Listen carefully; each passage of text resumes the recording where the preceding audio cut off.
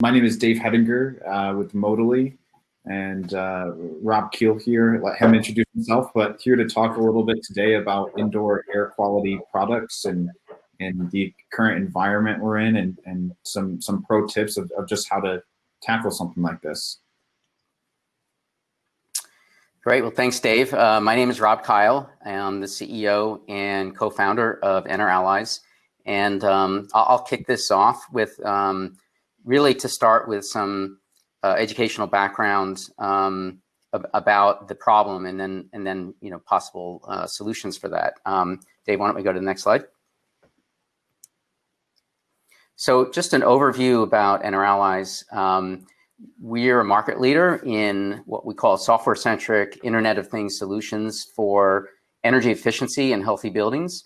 Our solution provides an integrated suite of 7 software applications plus services that provides holistic HVAC management and optimization. And we target a wide range of customer segments, including a number of commercial chains and retail and restaurant, as well as the self-storage area and a whole other set of other areas.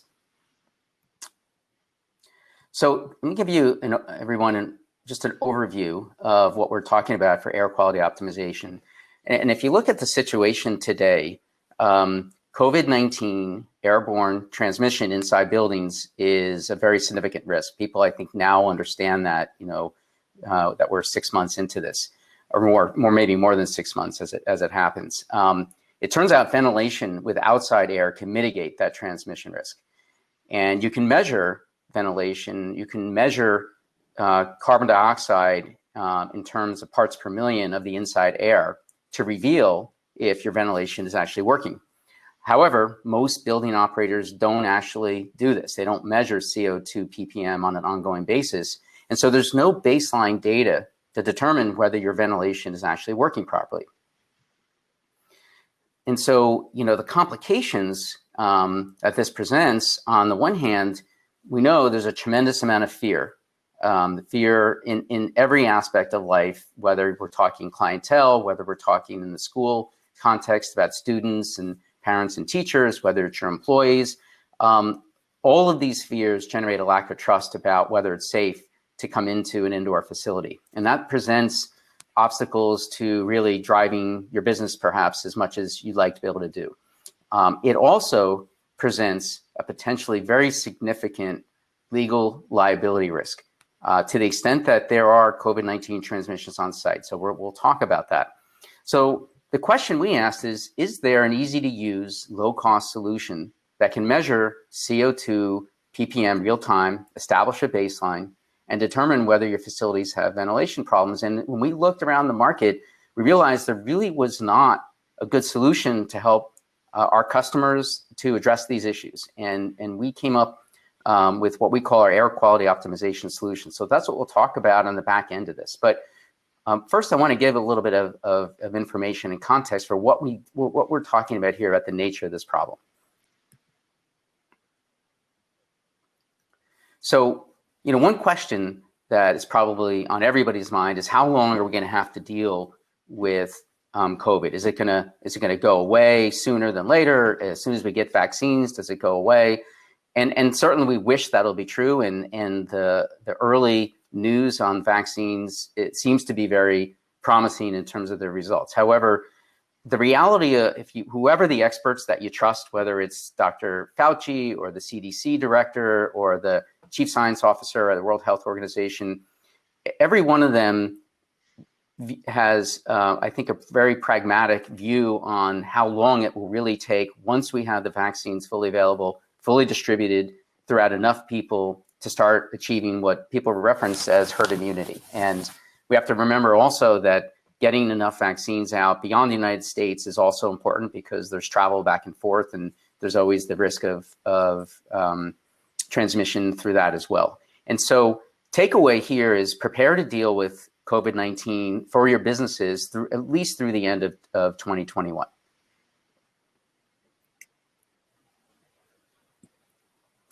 And so, knowing that, first, I think it's important to recognize many are dealing with a huge amount of fear around this. I'm not saying everybody, but many people are. Certainly the media has helped drive much of that. But that, for many of us, we know people in our families, friends, relatives that have been affected by COVID-19, some, very seriously. And so it's not an unfounded fear, and it can be a very significant obstacle for your employees willing to come into the office and to have clientele willing to come back into your office in person. Now, to compound that is the liability risk. And experts in this area, and particularly around employer wrongful death lawsuits, speak about this issue as a potential tidal wave of COVID-related workplace lawsuits. And so this is something that's unpleasant to talk about, but it's a reality that we all have to address. And at the heart of this issue is, and it's in the red, the question of whether something like a wrongful death lawsuit could be issued against you comes down to whether reasonable measures were taken based on then existing guidance. And so that's going to be relevant for your employees, but it's also relevant for clientele if they somehow contracted COVID-19 and were to make a claim. These are things you have to be aware of, and be aware that in certainly other walks of life, people have been very willing to file lawsuits if there's a way to get money. And so, not all of this is fair, but this is the reality of the United States in 2020. And so with that, as a backdrop, key question you have to ask yourself is, what is the cost of not doing just the bare minimum? And what is it worth to you to be able to mitigate that potential legal liability? So to start to answer that, it starts to go to what is the guidance. And to understand the guidance, one of the sources we went to was Harvard Healthy Buildings, which has a whole program, and they publish information about this. It's accessible freely accessible on the internet. And they talk about 3 ways that COVID-19 is transmitted. The one we're going to focus on, it's highlighted in the red here, is the long-range airborne transmission. This is the risk that most people are referring to when they're talking about indoors transmission. And so the point that Harvard Healthy Buildings makes is that indoor long-range airborne transmission can be minimized really by utilizing outdoor air ventilation to dilute the concentration of the airborne virus. Next slide. It also turns out that the CDC's guidance, which they updated in October, speaks directly about this as well, that this airborne transmission is a very real risk, and there is science that backs that up, and the way to mitigate that risk is to have good ventilation, to reduce the risk to the infectious respiratory droplets, in their words. Next slide. And you can visualize this. There's 2 pictures, and you can visualize this by the top picture. Think about a high concentration when people are talking or what have you of the respiratory droplets. The bottom picture is when you have outdoor air coming in, reducing the concentration of the contaminant, and that's really, in a nutshell, the whole point of having the outdoor air ventilation. Next slide. And so whatever expert you can look to who talks about how do you mitigate the airborne transmission indoors, every single expert, whether it's the CDC, the OSHA guidance, Harvard Healthy Buildings, will all talk about, it's all about ventilation. Next slide. And that includes the ASHRAE, which is the American Society of Heating, Refrigeration, and Air Conditioning Engineers. So these are the building engineering experts. If you go to their, what they write about this, it's all about using ventilation as a first line of defense against the aerosol transmission of COVID-19. Next slide. And in fact, one of the useful resources we found was this graphic from Harvard Healthy Buildings, and they described this as the prioritization guidance. And this is really had been focused around how do we reopen schools, but the guidance is relevant for really any indoor space. And so the top part of this is really 3 steps. The top part is focus on ventilation with outdoor air, Secondly, increased filter efficiency. And then third, some supplemental things you can do. So if you think about that as the framework, their point is you prioritize at the very top around the ventilation. That's where you start. So you can do the build. So all of the scientific and building engineering experts agree that effective ventilation should be a top priority for mitigating COVID-19 airborne transmission risk indoors. This does not get the kind of focus that even things like UV lights or cleaning air surfaces or lots of other things that I think the media tends to focus on. And part of it is because it's just a lot harder to understand. What does it mean to have effective ventilation? How do we even know what that is? And so go to the next slide. And so before you sort of run out and say, oh, geez, I better go make some investments to upgrade my ventilation, it's really important to be able to ask and answer two questions. First, how do you know whether or not your current ventilation is working properly? I mean, maybe it is, but how will you know? And secondly, how do you measure ventilation to make this determination? And really what this comes down to is there is real science, and the science starts with establishing a baseline of data. You can make a data-driven based business decision on this. And that's a key part of what we want to impart here is there is a way to do this with real data. How do we do that? Well, turns out all humans exhale carbon dioxide. And you can measure carbon dioxide in what's called parts per million. And the typical range for ppm on the low end is 400 and on the high end is 2000. So outdoor air, if it's clean outdoor air, it would be typically at 400. What's interesting about this measurement is when you measure it indoors, it is able to provide feedback about whether the ventilation is performing properly. And so you can see the chart, the graphic on the left, where it shows by gradations and colors. As you start to get above 600 and towards 1,000, you can see it goes from excellent up to good and fair. And it turned out before COVID, the experts would say that this was the right scale. Today, what the experts are advising is you want to over-ventilate. You want to get to 600 in that excellent range. And in order to be able to do that, obviously you have to be able to measure this. You have to have a mechanism that can measure this and give you data to understand where your current ventilation is working. And if you have lots of sites, you want to be able to measure it in each of your sites. And so the way to think about that framework to the build is the first step is really to establish a data-driven baseline based on this carbon dioxide ppm. That's your starting point before you make an investment in thinking about, well, where should I upgrade my ventilation? Next slide. So with that, I would like to describe what EnerAllies air quality optimization program does. This is a product line extension to what we call our virtual energy management platform, and puts the focus on the V part of HVAC management and optimization. It's a software as a service solution. It's sold with a connected sensor that tracks carbon dioxide and humidity. And there's several applications, but for today, we're going to focus on, in the red, the CO2 monitoring application. It turns out in California, the state has recently passed a law, it's AB 841, to actually call for exactly this type of monitoring to be able to reopen schools. And our solution works in any building that has Wi-Fi. It can be installed, do it yourself, and I can answer more questions about this. I'm going to leave some time at the end. And last build.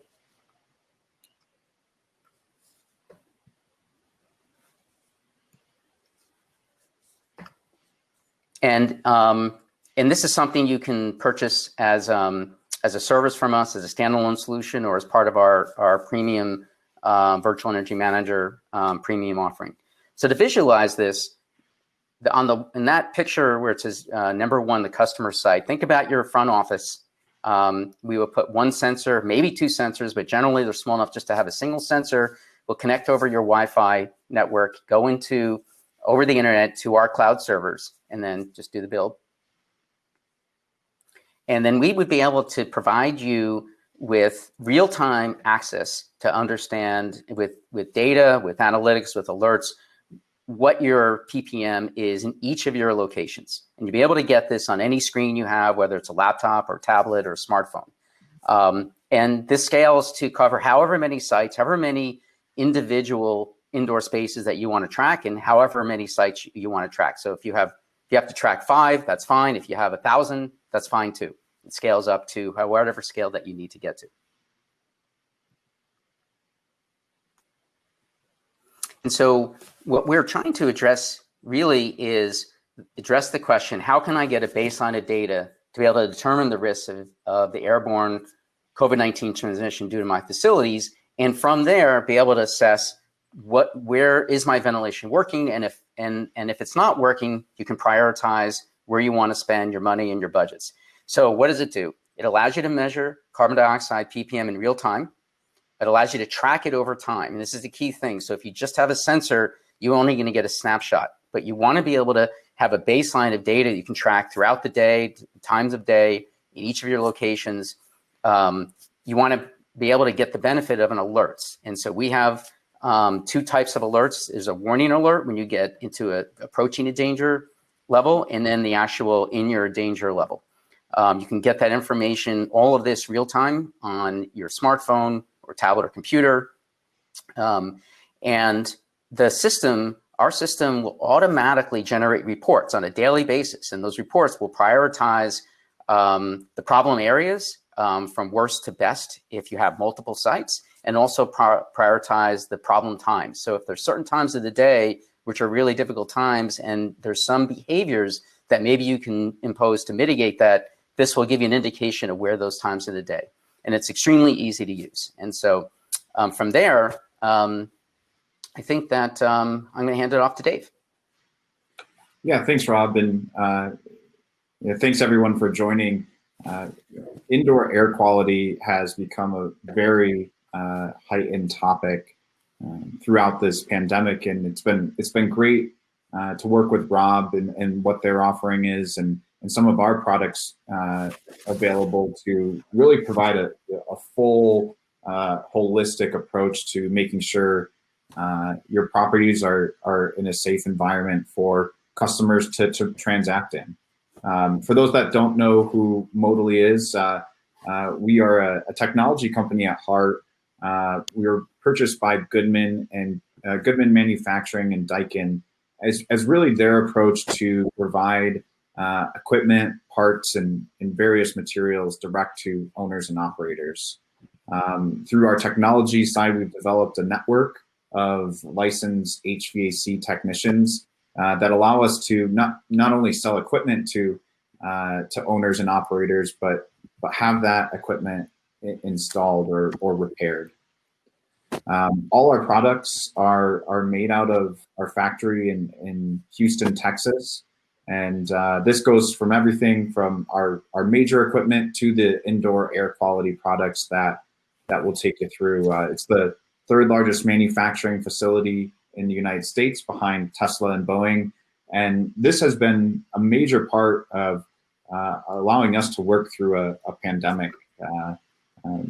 There's a lot of inventory shortages across building products, and it's hard enough to get them across borders. And this allowed us to stay open through this pandemic and keep products moving to our customers.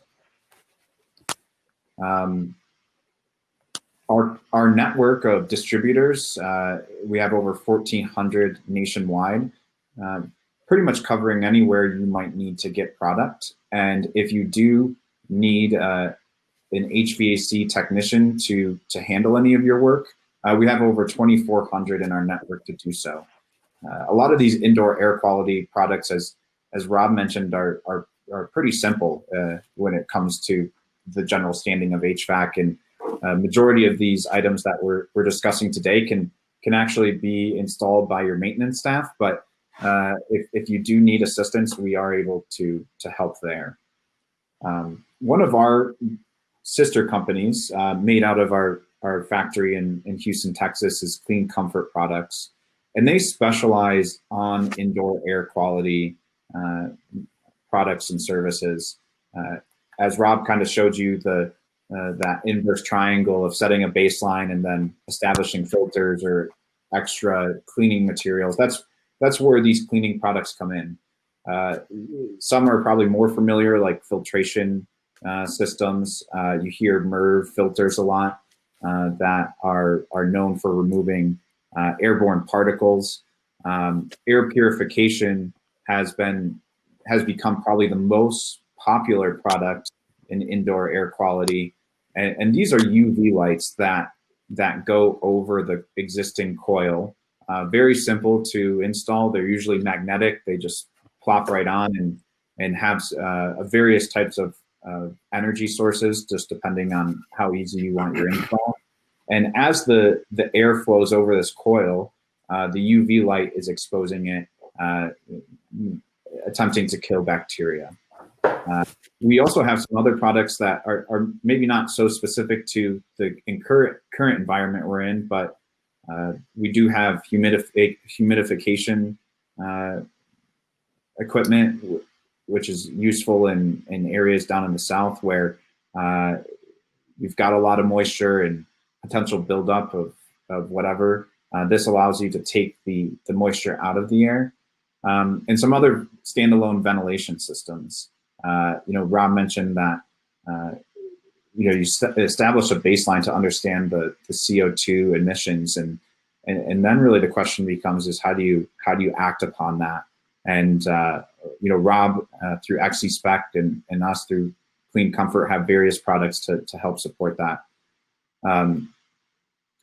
We recently launched a marketplace with SBOA, allowing you as members to be able to purchase various HVAC equipment, materials, and have them installed. We're really excited that we're going to be adding the EnerAllies products and the Clean Comfort products to this marketplace, allowing you to either have a HVAC technician go and add some of these products, or just purchase them yourself and let us walk you through how to install those. And this kind of comes back to the recommendation of this inverse triangle of how do you approach this. And Rob and I are on the same wavelength here of you really have to establish a baseline to understand what you're up against. This will show you at times, how many people are in your facility and what the condition really is of the air in that facility. Is it moving? Is it not moving? Etc. Once you get past there, there's additional items like the HEPA filters, the MERV filters, and UV coil purifiers. And we would recommend you start with step one and really verifying what you're up against in your facility. We view that each facility needs to be handled on its own because they're not all the same. So once you establish that baseline, you can really start going through the additional add-on items to make sure your facilities are clean. I think a lot is happening nowadays with contactless check-ins, and minimizing the amount of human interactions that a customer might have at a facility. But then the other question is, how safe is the air in your facility? Is it being moved? If somebody in that facility was sick, is it being removed outside of the unit? And this has through the pandemic, it's become really interesting how customers react to this type of work. If you just go down the street, you'll see restaurants, if they are open, some with that they have UV light purification, and really trying to make them stand out that their facility is a clean environment to come into. And you can see this polling from Forrester's Consumer Energy Index that when a company is being honest with where they are, the trust of that brand becomes much stronger and safe in the long run. It's recommended for families, and you can start to see this kind of movement of companies having to go above and beyond to keep retainage of a customer. And we believe that this is going to kind of become the norm. Through this pandemic, I think it opened up a lot of eyes of areas that we probably haven't looked at building products of areas we should be looking. And this is going to become more and more popular as we go through this. That's pretty much all we had today. Are there any questions, or Rob, anything you'd like to add before we go into questions? Nothing to add. I'd love to hear any questions from folks listening in. This is an example of one of the marketplaces we have set up with SBOA, and it's really set up for you to purchase various HVAC equipment and parts. As I mentioned, we're very excited to start putting the EnerAllies products in here, as well as some of the Clean Comfort indoor air quality products. And it allows you to do a handful of things. One, if your system is down and you're not sure what needs to be done, you can select an emergency diagnostic. And this is a 24 to 48 hour turnaround for one of our technicians to have to go out there and see what's wrong. This is based off of labor rates in different zones. So all you have to do is select the zone you're in. I'm in Colorado here, so I'll select zone C. And it's as simply as adding it to cart and processing it. And as soon as you have processed it, let's see, we'll go up to view cart.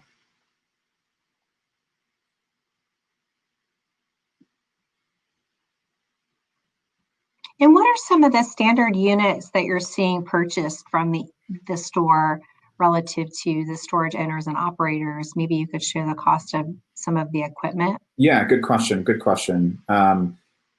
Just in closing out the your order, it will ask for your billing and street address info, and ask for a credit card. If as a lot of companies, they set net terms. If you're not comfortable paying with a credit card, feel free to just contact us, and we'll get you set up. But to Janice's question, in self-storage, we see a lot of light commercial applications and residential applications.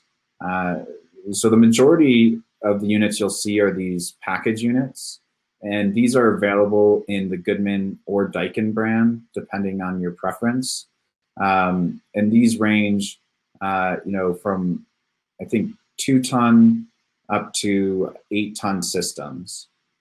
These are very popular for larger facilities. And then other facilities we come across, you'll see really a handful of these residential systems spread out. And these are usually meant for facilities where you've got temperate control in certain areas, but maybe not all of it. So it feeds different aspects of it. So you can actually click into an AC system replacement if you know that's what you need to have done, and just select your zone and place the order. Once the order is placed, we'll actually come out and verify that you ordered the correct item. I understand that HVAC can be a daunting task to order. So one, we have the ability, you can reach out to us and we'll do a matchup for you. Or if you place an order, we'll go out and verify that within 24 to 48 hours to make sure you've ordered the correct equipment. If you have, then at that time, while we're on site, we'll schedule the install. And if for some reason you selected the incorrect unit, we'll take you through of exactly what is needed for that given facility, and work through that process with you. It's a very easy platform to use. And again, very excited to add the indoor air quality products, as this is a product that is needed across various facilities and has come up multiple times from different owners and operators. When do you think that we'll have the EnerAllies products in there? I hate to put you on the spot, guys, but yeah, no worries. We're going through a new product load. So the goal here is over the next few weeks to have those all up and loaded for you all. In the meantime, if you are interested in using any of these products, reach out to Rob or I.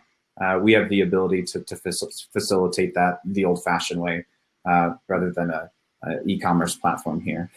Right, and we have, as you can imagine, Janice, because of the focus on COVID-19, there's been a tremendous interest in finding ways to mitigate the transmission risk. No one wants to find out their employee got this or a clientele did it, and our solutions start, really inexpensively. I mean, the services, it can be as low as $20 a month. I mean, it's almost nothing on somebody's budget to be able to mitigate that kind of a risk.